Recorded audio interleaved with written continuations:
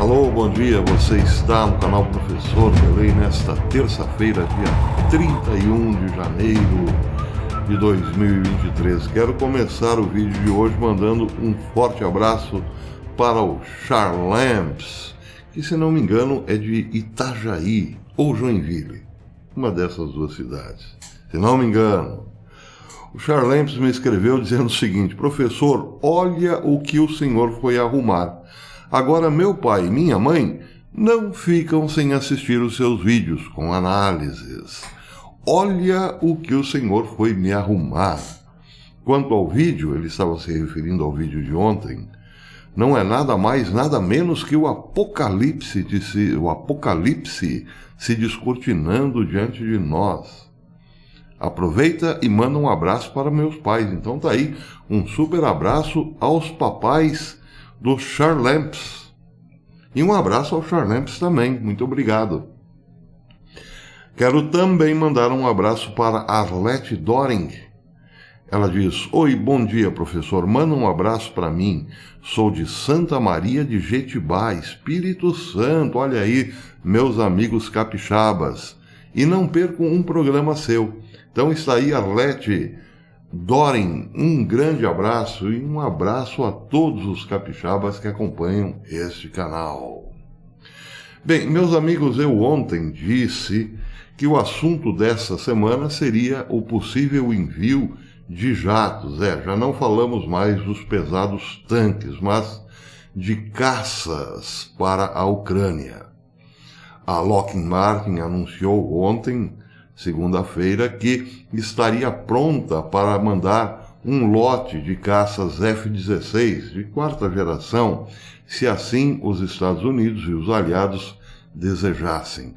Hoje, ou melhor, ontem, foi a vez da França dizer que é possível sim mandar jatos franceses, caças franceses para a Ucrânia, escalando muito mais o conflito. Quer dizer, não há mais nenhuma possibilidade de negociar a paz pelas vias diplomáticas.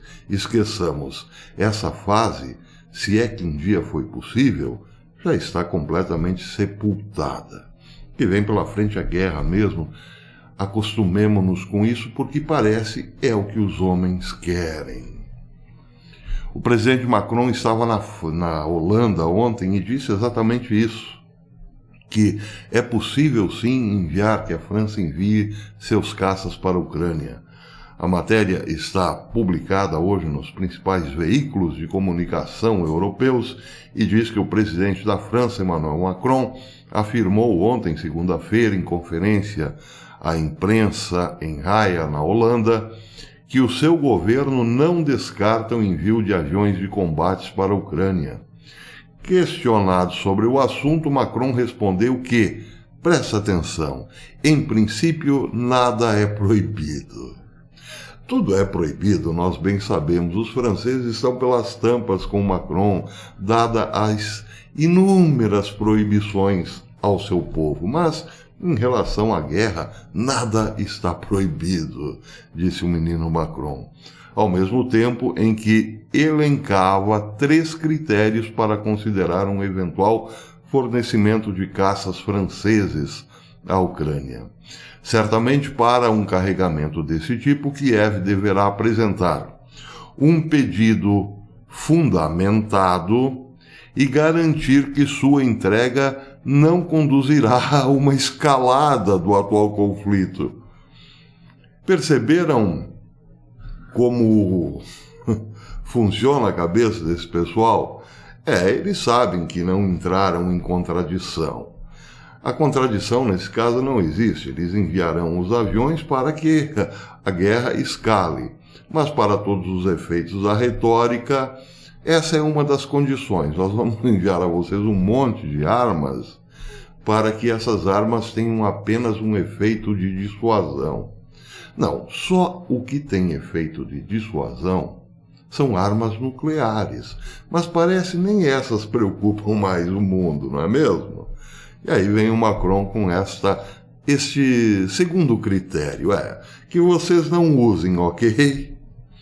Da mesma forma, teria de ser acordado que os aviões não seriam utilizados para ataques contra o território russo, mas para ajudar o esforço de resistência. Por último, a oferta não deve enfraquecer as capacidades das Forças Armadas francesas, sublinhou o presidente, citado pelo canal BFM TV. Não bastasse isso, como desgraça pouca é bobagem, não é mesmo? Existe a possibilidade de que Macron envie tropas, soldados seus, para a Ucrânia. Pelo menos é isso que informou La Nation hoje. Autoridades ucranianas pediram a seus aliados que enviem, além de tanques, caças, também soldados para a guerra.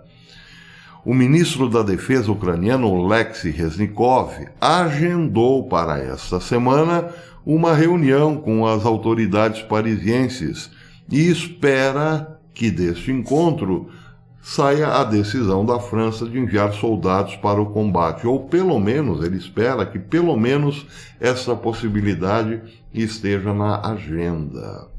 Como Macron tem relações muito fortes com Zelensky, atendendo praticamente todas as suas demandas, é bem possível sim que soldados franceses entrem na linha de combate logo mais, tornando a França um alvo ainda mais alvo para os russos. Bem, retóricas à parte, o fato é que Macron não tem moral nenhuma dentro do seu país. Os franceses vão à rua dia sim e outro também para protestar contra o seu governo. Os militares também, boa parte da alta cúpula militar, está pelas tampas com Macron. Só que lá os militares não são chamados de covardes. Eles apenas respeitam a estrutura do Estado moderno e ficam no seu, digamos assim, quadrado. Mas estão sim pelas tampas com Macron. Só que, estranhamente, o povo francês não pede intervenção militar. O fato é que Macron não tem credibilidade nenhuma com o seu próprio povo, mas ele, como Zelensky, foi colocado lá para isso. Aliás, essa é uma característica dos tempos que vivemos, né?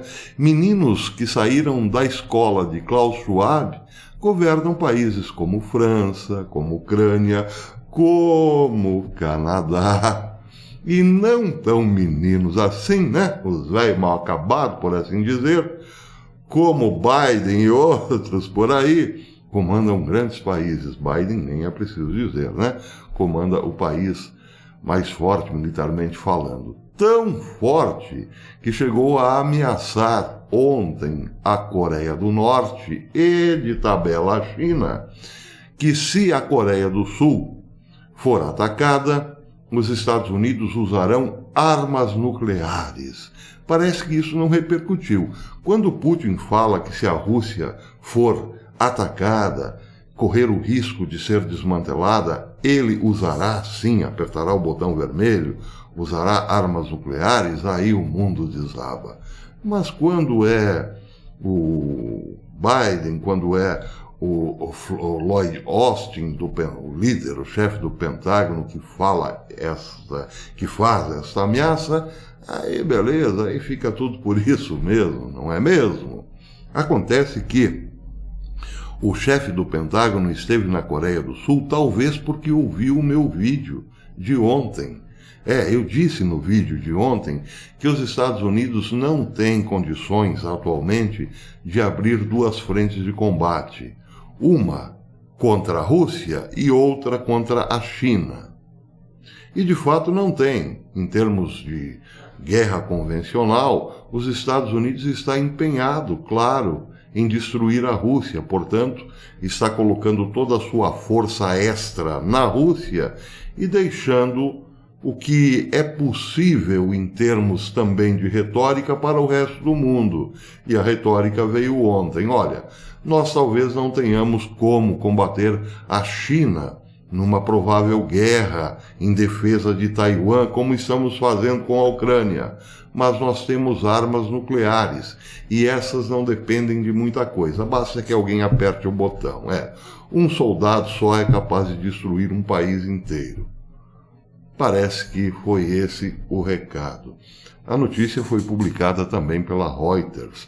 O secretário de Defesa dos Estados Unidos, Lloyd Austin, declarou que os Estados Unidos estão preparados para usar armas nucleares para defender a Coreia do Sul, se for o caso. Numa conferência de imprensa conjunta com o seu homólogo sul-coreano, Lee Jong-sup, o chefe do Pentágono destacou o compromisso de segurança de ferro e inabalável que os Estados Unidos têm com a Coreia do Sul, depois de terem sido levantadas dúvidas sobre o apoio de seu principal aliado asiático em meio a tensões com Pyongyang. Kim Jong-un está cada vez mais determinado a modernizar o seu arsenal atômico. Eu falei alguns dias atrás nesse vídeo, mostrando fotos de satélite, que a Rússia está provavelmente fornecendo armas ou tecnologia nuclear para a modernização das grandes bombas ou dos grandes mísseis norte-coreanos. Uma passagem de trem entre os dois países que estava desativada desde o início da pandemia foi reativada e muitos vagões de trens passaram da Rússia para a Coreia do Norte, descarregando não se sabe o quê. Então, é claro que as preocupações aumentaram na Coreia do Sul, principalmente porque Kim Jong-un continua testando mísseis poderosíssimos. Mas o problema da Coreia do Norte, ou melhor, o problema da Coreia do Sul, não se restringe apenas à Coreia do Norte. A Coreia do Norte é um problema específico dos sul-coreanos e também dos norte-americanos, que veem nela um plus, um extra da capacidade bélica da China, porque afinal Kim Jong-un trabalha sempre em conjunto com Xi Jinping. Então, se alguma coisa séria pode acontecer na Ásia, essa coisa séria será em nível apocalíptico. Não podemos imaginar que hoje as coisas se desenrolariam em relação a Taiwan, Coreia do Sul, aos moldes que estão se desenrolando na Ucrânia. Lá o buraco será muito mais embaixo. Em relação ao misterioso ataque a instalações militares no Irã, a coisa ainda está muito nebulosa.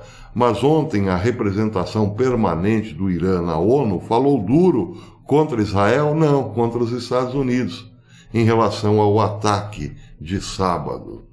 Qualquer ação militar dos Estados Unidos contra o Irã levaria a um conflito em grande escala em todo o Oriente Médio, com implicações para a região e para o mundo inteiro, disse a missão permanente do Irã nas Nações Unidas ontem. Do ponto de vista do Irã, o uso da opção militar a qualquer nível significa a entrada dos Estados Unidos na guerra, sublinhou a ação diplomática iraniana na ONU. Da mesma forma, a missão indicou que, se os Estados Unidos calcularem mal e iniciarem uma guerra, as consequências para a região e para o mundo serão desastrosas.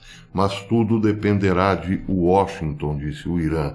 Não há dúvida de que o Irã possui capacidade de defender sua segurança e seus interesses, disseram os diplomatas. Bem, a ação diplomática ontem na ONU fez cair toda a responsabilidade pelo ataque às instalações militares aos Estados Unidos.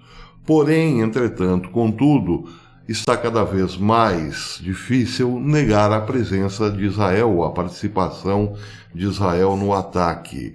O site Al Arabiya informou ontem, citando fontes do Pentágono ou dos Estados Unidos, que a Força Aérea dos Estados Unidos e mais um país participaram da ação.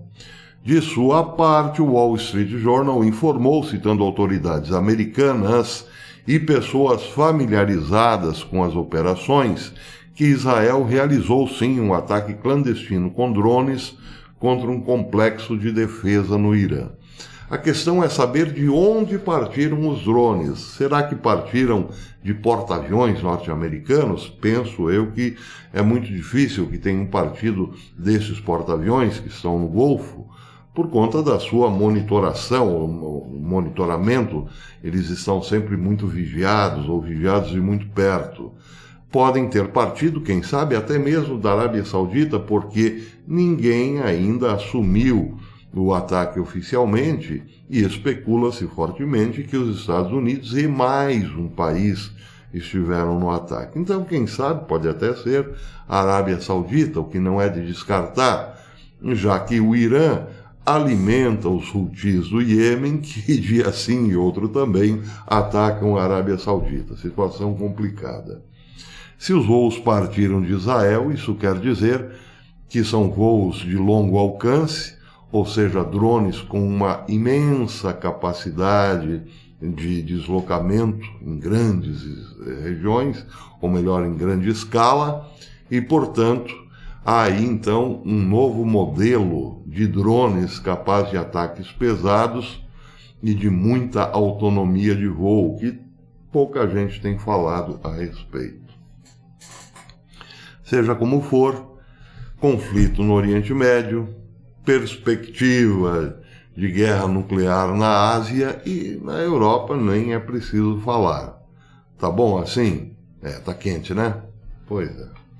Agora mudando para outro tipo de guerra, a guerra alimentar. Eu falo em guerra porque, estranha ou misteriosamente, mais de 100 fábricas produtoras de alimento ou processadoras de alimento foram incendiadas ou incendiaram do nada nos Estados Unidos em 2022.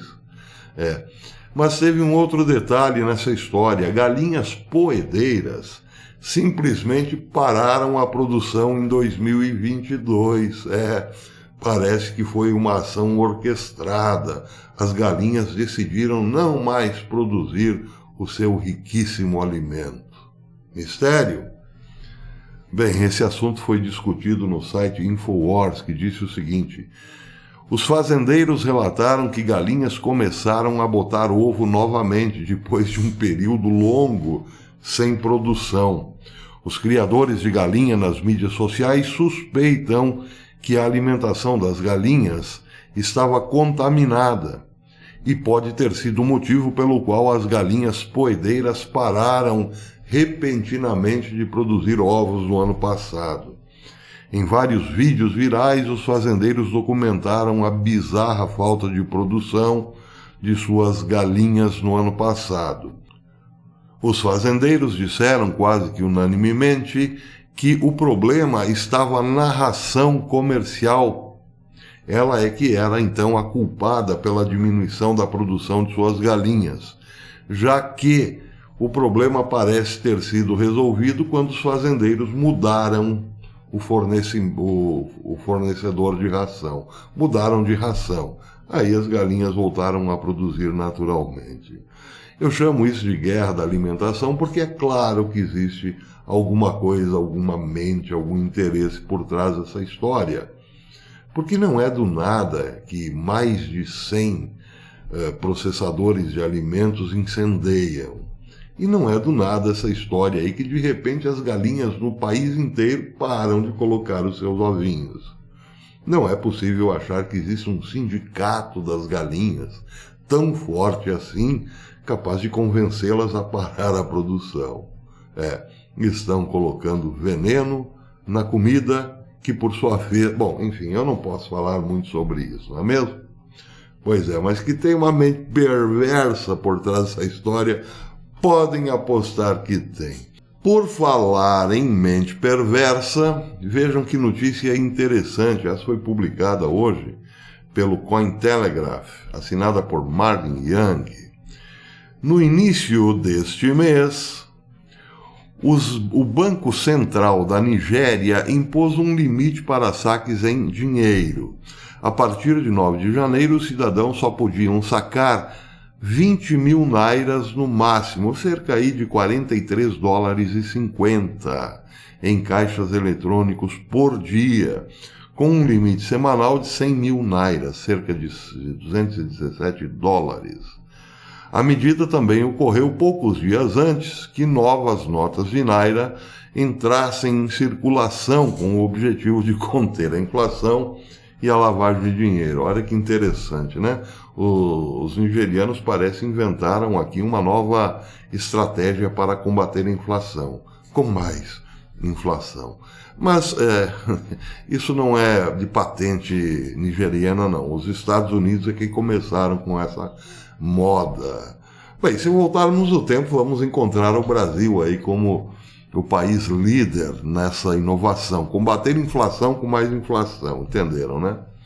O Banco Central impôs um prazo de 24 de janeiro para os nigerianos trocarem suas notas antigas de maior valor pela nova moeda. Houve, no entanto, longas filas e reclamações de que não havia tempo suficiente para cumprir o prazo. O Banco Central agora estendeu esse prazo até 10 de fevereiro, informou a BBC ontem, ou melhor, antes de ontem, dia 29. Só que, por outro lado, então, o que acontece? Os nigerianos correram para o Bitcoin, como diz aqui o senador Renan. O preço de um Bitcoin na Nigéria, por conta de todo esse probleminha, disparou para o equivalente a 38 mil dólares na moeda local. Ontem o Bitcoin deu uma caída, parece que voltou aí à casa dos 21 e alguma coisa. Mas na Nigéria ele está a 38, 21 no mercado global, 21 mil dólares e alguma coisinha a unidade do Bitcoin. E na Nigéria, 38 mil. Mas os nigerianos não querem saber. Querem comprar o Bitcoin, porque é uma forma de salvar o seu patrimônio. Perceberam por quê?